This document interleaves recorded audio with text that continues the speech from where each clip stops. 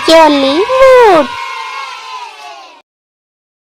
ஒரு மலையடிவாரத்தின் அருகே அழகிய ஆறு ஓடிக்கொண்டிருந்தது.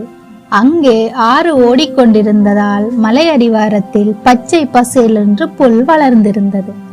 மலையடிவாரத்தின் மேலே ஆங்காங்கே காணப்படும் சமபரப்பு பகுதியில் சின்னஞ்சிறு வீடுகள் இருந்தன. அங்கு வாழும் மக்கள் தங்களது பிழைப்புக்காக ஆடு மாடு இன்னும் பிற கால்நடைகளை வளர்த்து வந்தனர். அதிலிருந்து வரும் வருவாயை கொண்டு வாழ்க்கையை ஒட்டி கொண்டிருந்தனர். அவர்கள் வளர்க்கும் ஆடுகள் மலையடிவாரத்தில் வளர்ந்துள்ள புல்லை தின்ன அங்கே மேய வரும். மாடுகளால் சரிவில் நிற்க முடியாததால் அவைகள் அங்கு வருவதில்லை. அங்கே ஒரு முரட்டு ஆடு இருந்தது. உடல் பருத்து கொம்புகள் இரண்டும் வளர்ந்து முறுகிக் கொண்டு நின்றன. அதை பார்த்து மற்ற ஆடுகள் பயந்து ஒதுங்கி போய்விடும். அதனால் அந்த முரட்டு ஆட்டுக்கு திமிர் வந்துவிட்டது. அது மேய்ந்து கொண்டிருக்கும் இடத்தின் அருகே வேறு ஆடுகள் வந்து விட்டால் அவைகளை முட்டி தூர விரட்டிவிடும். ஆற்றின் கரையோரம் மேய்ந்து கொண்டிருந்த ஆடு ஒன்று ஆற்றினோரம் வந்த முதலையை பார்த்துவிட்டு பயந்து தப்பித்தோம் பிழைத்தோம் என்று ஓடி வந்தது.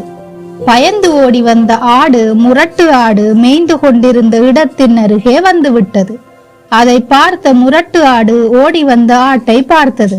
நான் மேய்ந்து கொண்டிருக்கும் இடத்திற்கு நீ எப்படி வரலாம் என்று கோபமாக கேட்டது.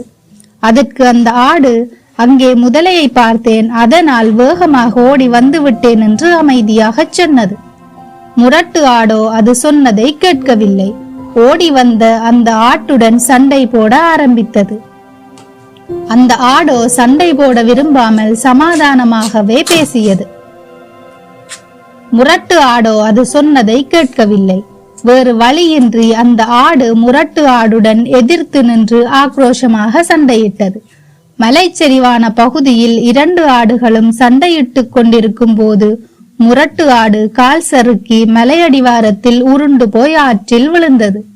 ஆற்றின் கரையோரம் வாயை பிளந்து கொண்டு காத்திருந்த முதலை அந்த முரட்டு ஆட்டை கவ்விக்கொண்டு ஆற்றினுள்ளே சென்று விட்டது. தானே பெரியவன் என்ற மமதை ஏற்பட்டால் இதுதான் கதி.